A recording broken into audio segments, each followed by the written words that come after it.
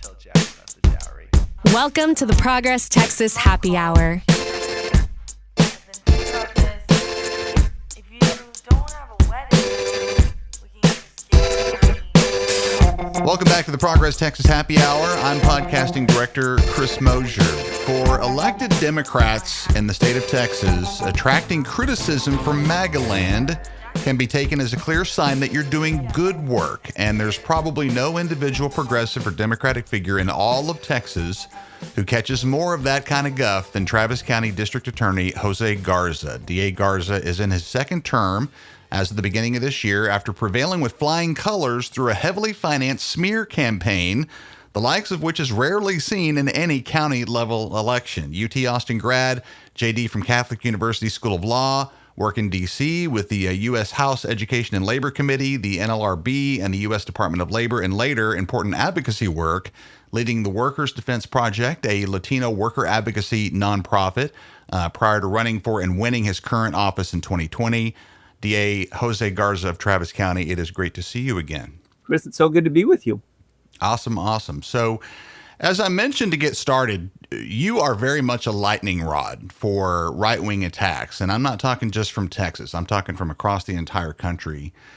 Tell me what it's like to deal with that on the daily. And do you have thoughts on why it is that you in particular have become such a popular target for MAGA types?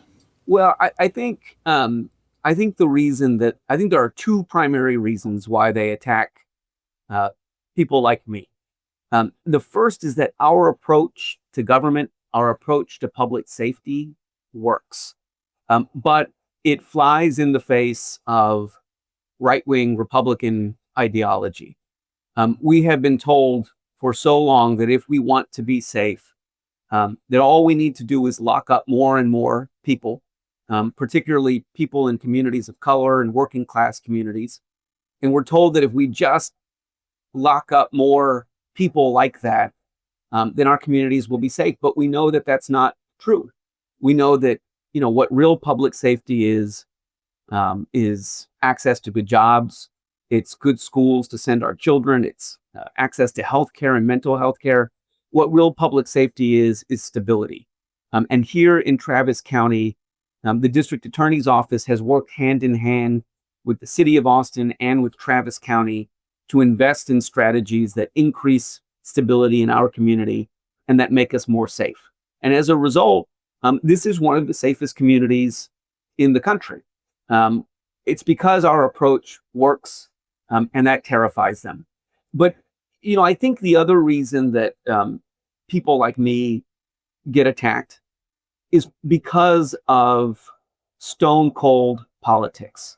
The truth of the matter is that in 2020, in 2018 and 2020, Democrats across the state of Texas were making significant headway into our statewide politics.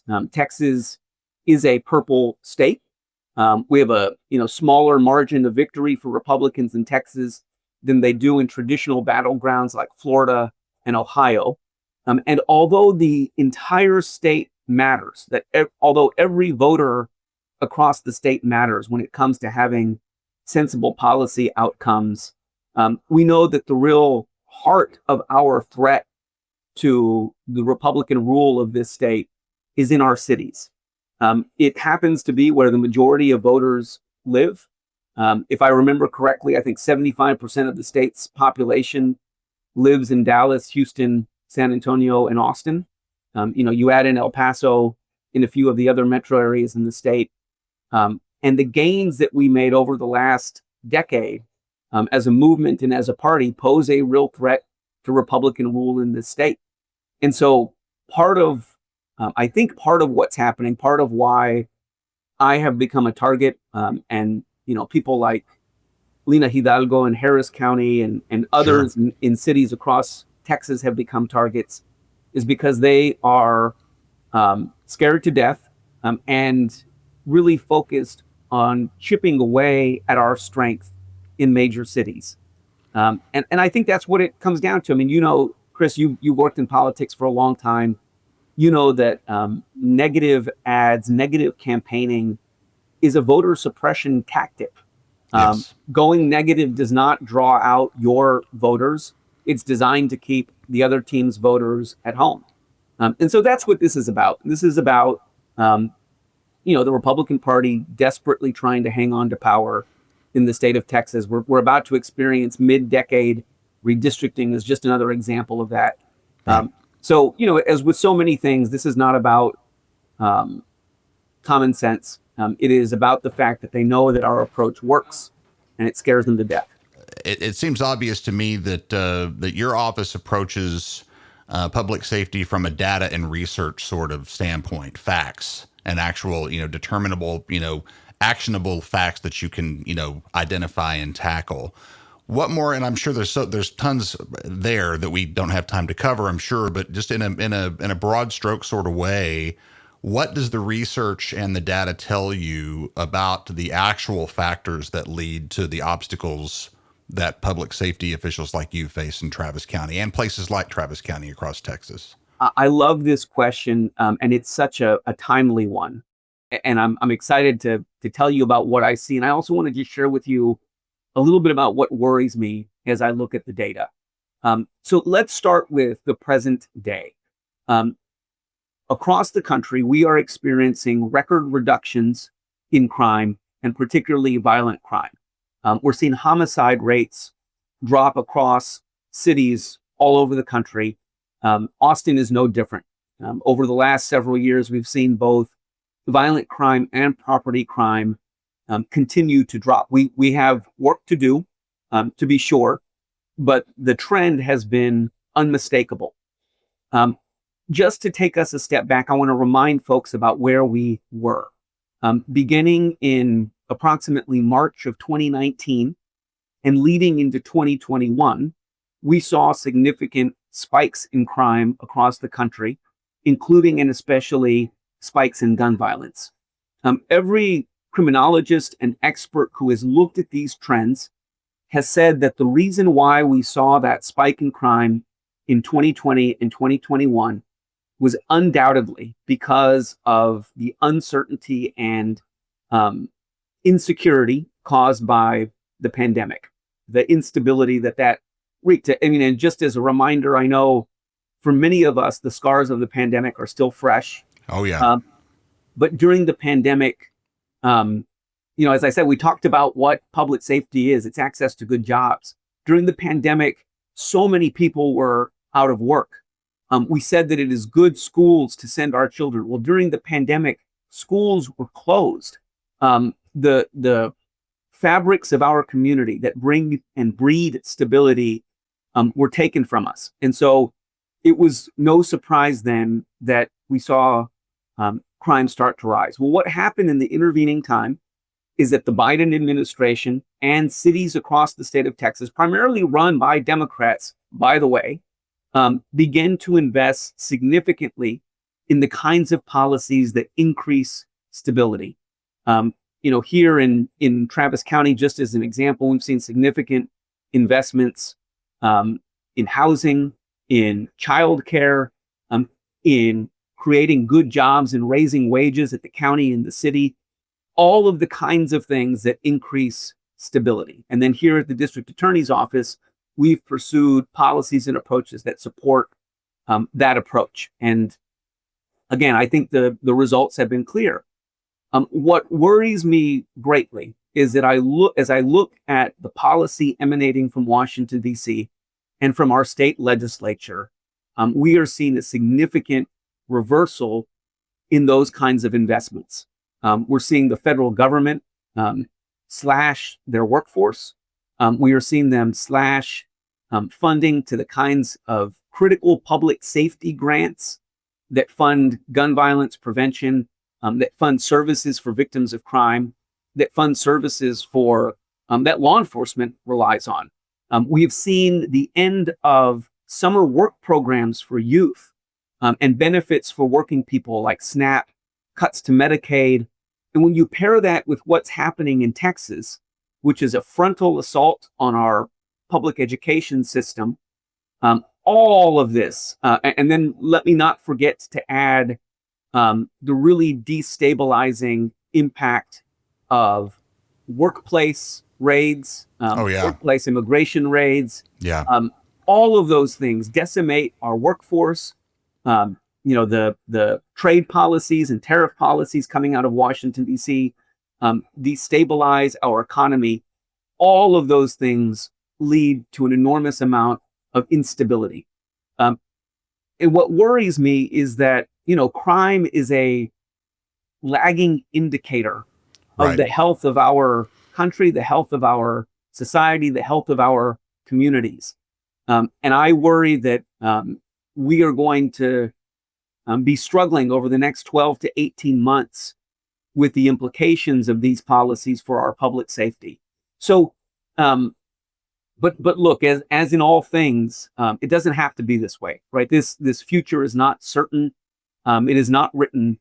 And people listening to this podcast at home or on their drive to work still have a say in what our future looks like, what our next 12 to 18 months looks like. And so we can talk about a little bit later the ways that people can and should get involved. But when we think about the data and what the data says, the data is real clear that investing in stability makes us safe. I am really concerned that we have seen communities across the country destabilized by the policies coming out of Washington and right here at the Capitol. That's a terrific distinction that I think, even thoughtful people may not, quite make that connection that public safety and criminal justice is not about punishment. It's about keeping everyone safe. And if the conditions don't exist under which that's possible, it makes the job a lot harder and makes all of our lives a lot harder. So that's a great connection to make there. Absolutely. Doing research for this talk, DA Garza, I learned the basics, really only the basics, about the Travis County Transformation Project. That is a carefully designed program that's designed to help teenagers who have become involved with trouble related to family violence. And I'm personally a big believer in doing all we can to salvage young lives where we can, in much the same way that you're talking about. Tell us about the Travis County Transformation Project, what it is and what it's intended to do. Thank you. I'm excited to talk with you about that. Let me start by just telling you why the Travis County Transformation Project exists, and then I'll tell you a little bit about what it is. We were just talking about the rise in gun violence from 2020 to 2021, and all of the steps that we have taken to increase stability and reverse those trends. As we looked at the data, one of the things that became clear to us is that a significant contributor to gun violence is domestic violence. Here in Travis County from 2010 to 2020, a plurality of all homicides arose out of a domestic violence context. We know that domestic violence is, or let me say that differently, that violence in the home is learned behavior, that it is transmitted intergenerationally, that it happens primarily to people who witnessed and experienced violence in the home as children. And so when we went back and looked at our juvenile data over the same period of time, it was not surprising to us that the number one reason that children were being arrested in Travis County is because of acts of violence in the home, primarily disputes between a child and their parent that turns violent. Now, to be clear, I'm not talking about the use of weapons or the kind of violence that leads to death or serious bodily injury. But it is nonetheless serious violence that can lead to more significant consequences as adults.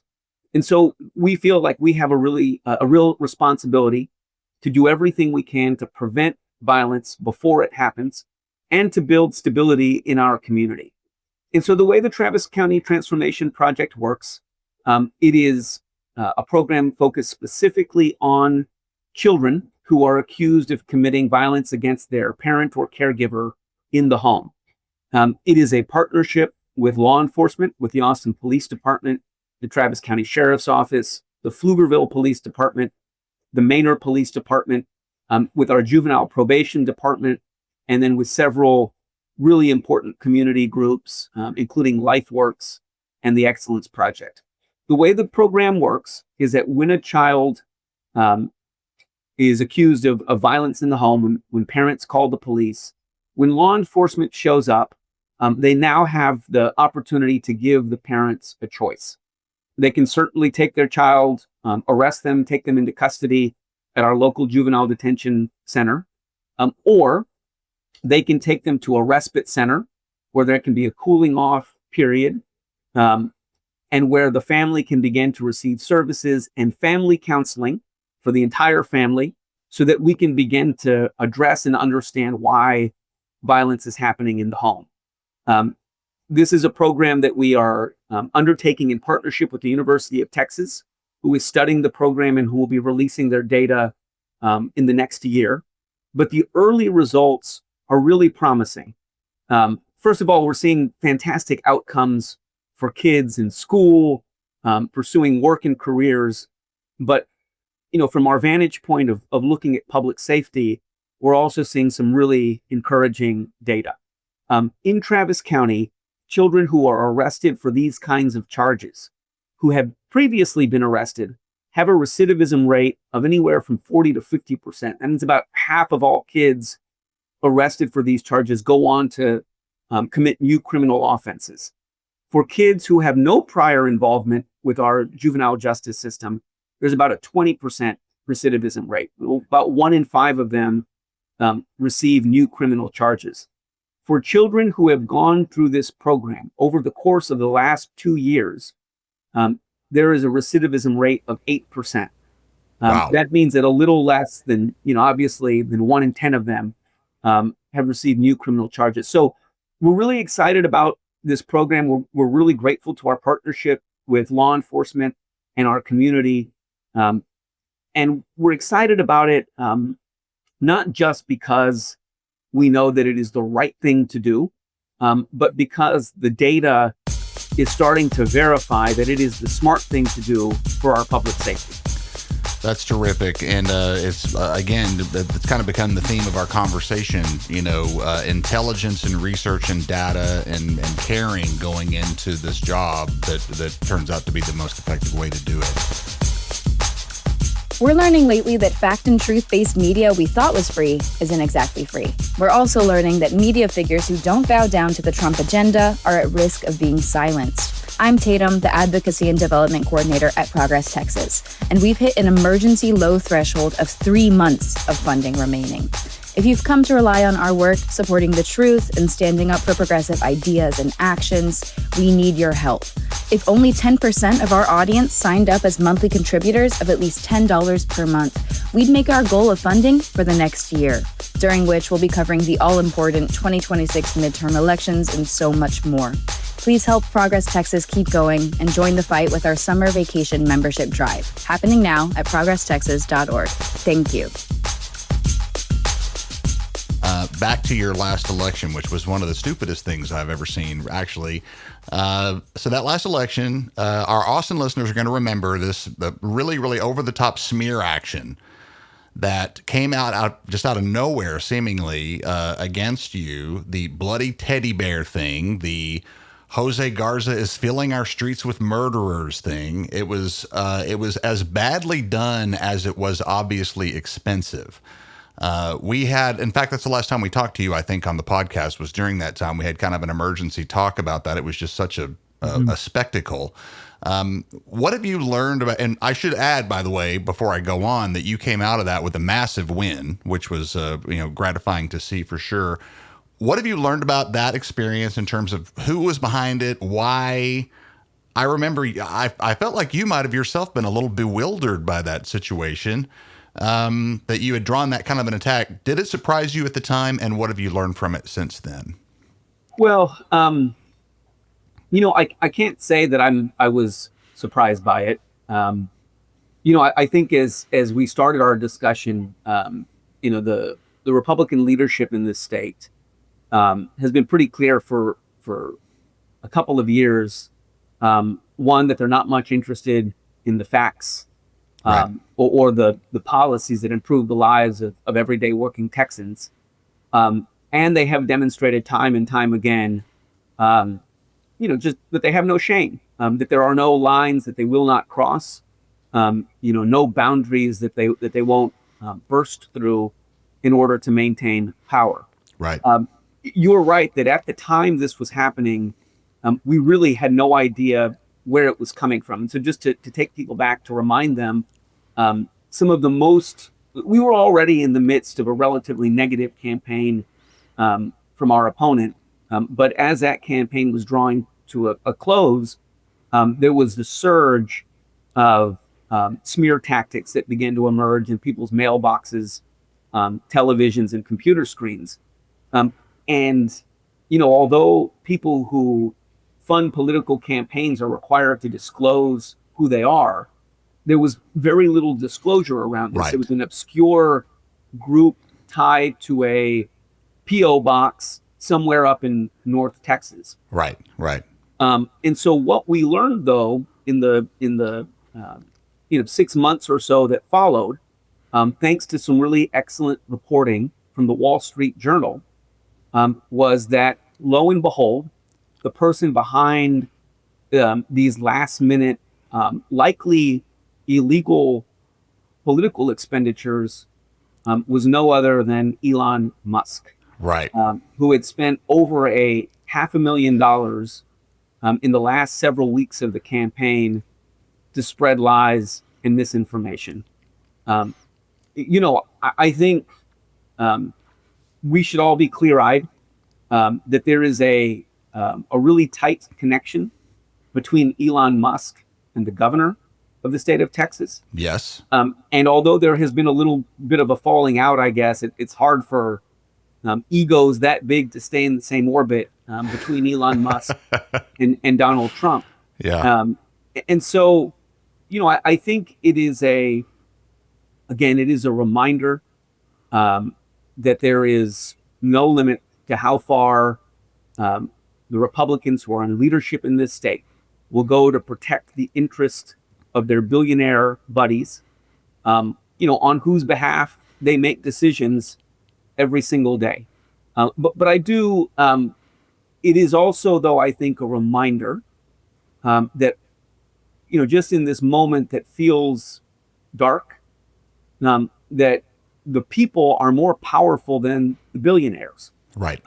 We here in Travis County, I think, sent a resounding message that we will not be bullied, that we know what public safety is, that we know what we need in our own communities to thrive and succeed.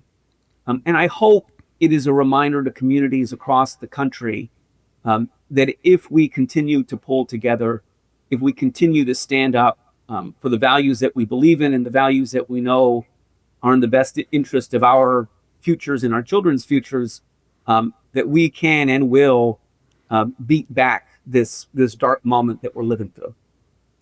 Very, very good. So as we begin to draw down here, and you've already answered this question, but I want to give you a chance to answer it very, very directly. For people listening in Austin, people listening in Travis County, a very, very direct question. Is Austin and Travis County a safer place to live right now than it was when you took office in 2020? Yeah, it absolutely is. I mean, the data, again, is undeniable. So just to walk through this again, what we saw is, remember, I took office in January of 2021. Right. In March of 2020, we started to see crime rates rise here in Travis County and across the country. They peaked in early 2021. And as we've had an opportunity to implement our approach, to work with the Travis County Commissioner's Court, the City of Austin, the Biden administration, and implement policies and approaches that increase stability, crime began to fall and has been falling since then. And again, both violent crime and property crime have declined since their peak at the beginning of 2021. I said this, I mentioned this earlier, but I want to really emphasize this point. We have more work to do. Everyone who lives in Travis County has a right to feel safe. And that is what our goal is. We have improved our response to sexual assaults in our community. We've increased the number of sexual assault prosecutions. We are holding people accountable who commit acts of violence. We are prosecuting the kinds of crimes that create instability in our community, companies who steal wages from their workers, companies who create unsafe working conditions that lead working people to be injured or killed. We are holding people accountable who hurt the elderly and children. And at the same time, we are working to address the root causes of crime in our community so that families and communities can be more stable, and so that we can be more safe. And I'm really excited about our progress. And if we can, just get the federal government and the state of Texas out of our way, I think we can make sure that these trends are lasting, and that as Austin continues to grow, we continue to be a safe place to live. Absolutely. I really believe, and I was definitely gratified, once again by the results of your last election in the midst of all that mess, that Travis County and Austin voters were smart enough to see that through that, that smoke screen that was attempted, and you did really, really well in the outcome of that election. And I'm hoping that people are continuing to wake up in a similar way across the state as we approach the midterms next year. And of course, the election's even coming up this November. Really quick to wrap up here, DA Garza, tell us a little bit about what your plans for the future are. I know it's early in your second term. Do you see yourself going for a third or even a fourth, which would be a fourth and final term? It's an office that's term limited in that way. And outside of that, what's coming up for Jose Garza? Well, I'm really, first of all, I'm grateful every day to be able to do this job. It is an incredible privilege that I take really seriously. We have so much work to do. When I asked the people who live in Travis County to allow me to take on this work in 2020, the promise that I made to them is that we would reimagine our criminal justice system, so that it would be one that prioritizes and centers victims of crime, and that is really rooted in our public safety. And I'm really excited about the progress that we've made, but we have so much work to do. For the first 4 years of our term, we were, I think, working to put in place programs to address violence, and to give people opportunities to be their full selves. We're going to continue to do those things to build out that work. And there are aspects of our internal criminal justice system that just need updating. We're hard at work improving the way that evidence flows from law enforcement to the district attorney's office, and to people accused of crime, so that we are best positioned to successfully prosecute cases, and so that we're best positioned for our criminal justice system to protect the due process rights of people accused.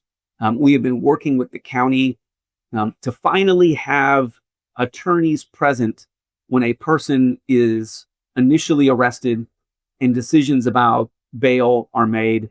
And so I think that is, again, a really important step for our public safety, and for the due process rights of accused people. So I'm really focused on doing this job. I feel really lucky and grateful to be able to do this work. And yeah, I'm going to continue to move forward, so long as the people of Travis County are as excited as I am about the direction that we're headed. Very, very good. What a great talk. Travis County District Attorney Jose Garza, we appreciate your time, and we want to thank you for weathering the MAGA storm and doing all you do to keep Travis County a great place to be. Thanks so much for your time today. We appreciate it. Always great to be with you, Chris.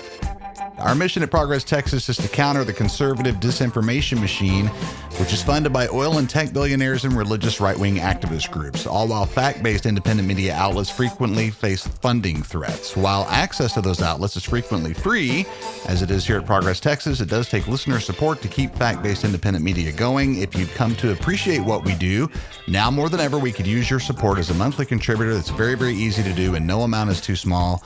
Go to progresstexas.org/donate, and we'll see you next time.